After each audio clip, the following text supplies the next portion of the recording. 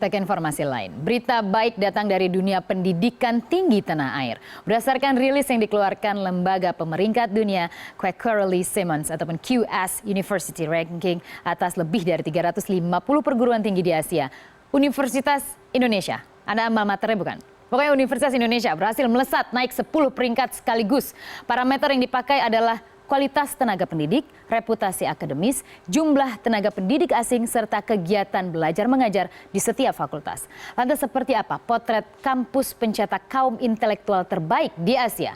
Kampus Top Asia. Saya ulas lebih lengkap untuk Anda pagi hari ini. Kita lihat terlebih dahulu dari data 5 teratas. Universitas yang paling baik, paling top di dunia. Kita lihat ini adalah 5 tertinggi skornya. Kita lihat yang berada pada posisi pertama adalah universitas di negara tetangga kita. Kalau naik pesawat hanya sekitar 1 jaman lebih kita ke sana, tapi ternyata tingkat level pendidikannya jauh lebih baik. Kita lihat ada National University of Singapore dengan skor 100. Jadi untuk National University of Singapore berada pada posisi pertama sebagai universitas paling top di dunia. Lalu kita lihat pada posisi kedua adalah The University of Hong Kong dengan skor 98,5 dari Hong Kong. Jadi setelah dari Singapura baru bergeser ke Hong Kong. Dan dua negara ini memang merupakan hub perdagangan di dunia ataupun juga kita lihat hub pasar modal di dunia. Jadi memang majunya ekonomi mereka tampaknya beriringan, berbanding lurus dengan tingkat pendidikan di universitas masing-masing negara untuk menciptakan kaum-kaum cendekiawan muda yang mungkin saja bisa ahli di bidang ekonomi, teknologi, dan lainnya. Lalu kita lihat pada posisi ketiga, setelah tadi pada posisi kedua adalah Nanyang Technology of University, dan kita lihat skor yang didapat juga berbeda sangat tipis dengan University of Hong Kong dengan 98,4 skornya di sini berada pada posisi ketiga. Selanjutnya kita lihat pada posisi keempat adalah kembali lagi kita ke Hong Kong, The Hong Kong University of Science and Technology. Kita lihat mendapatkan skor 98 dan berada pada posisi keempat. Pada posisi kelima kita ke Tiongkok ada Tsinghua University dengan skor 97,1 dan dari 5 paling top saja universitas yang ada di seluruh Asia kita lihat dikuasai oleh Singapura, kemudian juga Hong Kong. Jadi tidak jauh-jauh dari negara-negara yang memang menciptakan ataupun juga memiliki ekonomi yang besar, kemudian juga menjadi hub perdagangan serta aktivitas ekonomi dunia. Dari universitas top Asia tersebut, dari 350 universitas yang memang di-ranking oleh QS, kita ingin lebih spesifik ke domestik. Siapa yang menjadi universitas top di Indonesia? Versi dari topuniversities.com.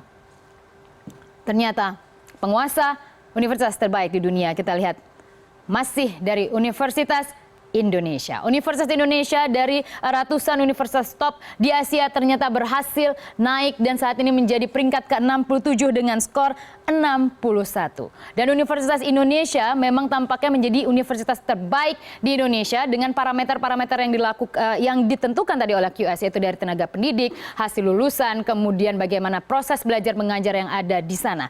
Universitas Indonesia sebagai universitas terbaik di Indonesia dengan posisi ke-67 di Asia. Masih begitu panjang yang harus kita lalui, apalagi untuk masuk ke 10 besar misalnya. Tapi bukan tidak mungkin dengan memperbaiki infrastruktur ataupun juga sistem belajar mengajar ataupun juga update terkini menggunakan melibatkan teknologi dalam sistem belajar mengajar, bukan tidak mungkin kita bisa mengejar. Lalu pada posisi kedua sebagai universitas top di Indonesia namun berada pada posisi ke-86 di Asia adalah Institut Teknologi Bandung dengan skor 54,5. 54,5 berhasil membawa ITB pada posisi 86 dan mungkin Anda juga merupakan salah satu alma maternya. Ya, kita juga patut berbangga bahwa ternyata universitas Anda masuk sebagai 3 paling top di Indonesia. Lalu kita lihat pada posisi ketiga adalah Universitas Gadjah Mada sebagai universitas top nomor 3 dengan posisi di Asia adalah 105. Jadi masih sangat jauh sesungguhnya.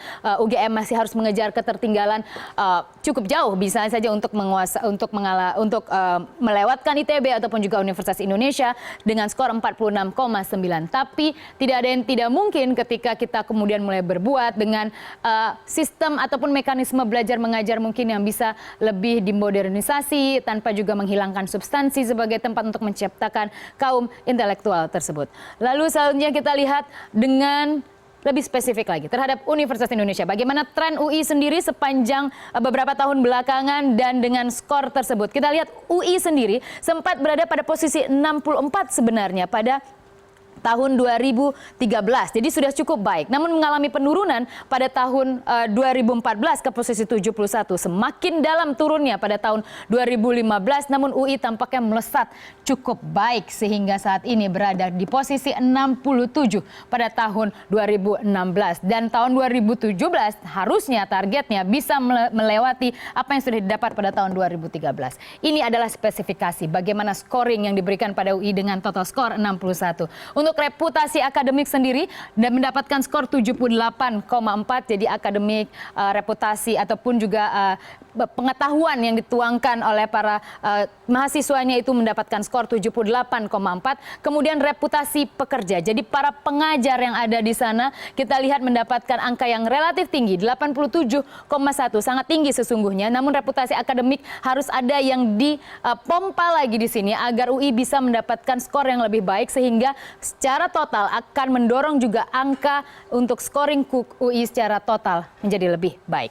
Kita lihat setelah dari UI saya ingin ke ITB untuk melihat bagaimana detail skor yang diperoleh oleh Institut Teknologi Bandung yang mencetak para insinyur di Indonesia ini. Kita lihat pada tahun 2013 berada pada posisi 129. Yang lebih trennya lebih baik adalah justru saya lihat adalah ITB. Trennya selalu konstan untuk naik. Kita lihat pada posisi 125 pada 2014 naik lagi meskipun tidak terlalu banyak kenaikannya menjadi posisi 122. Namun kita lihat bagaimana ini angka kenaikannya cukup tinggi dari 122 pada 2015 naik menjadi posisi ke-86. Jadi UI harus berhati-hati.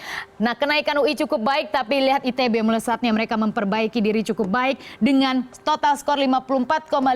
Kita lihat reputasi akademiknya memang tampaknya ada di 79,3 dan reputasi para pekerjanya berada di 85,4. Masih jauh memang dibandingkan UI, tapi bukan tidak mungkin juga dengan total pengejaran posisi dari 122 ke 86. Kalau misalnya ini terulang pada tahun depan sekitar 40 melesatnya, maka bukan tidak mungkin akan mengalahkan posisi 67 yang diperoleh oleh UI.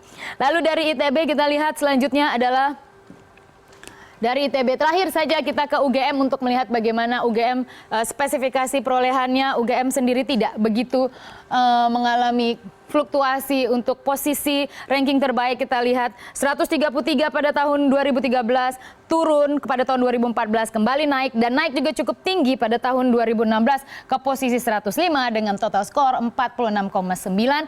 Dan yang harus diperbaiki dari UGM adalah reputasi pekerja, sangat rendah 63,1. Tapi yang tidak dimiliki oleh universitas sebelumnya ITB dan juga UI adalah reputasi akademiknya yang cukup tinggi 74,6 untuk UGM. Sudah cukup baik wawasan dan pengetahuan yang diberikan kepada mahasiswanya, namun reputasi pekerja juga harus diperbaiki.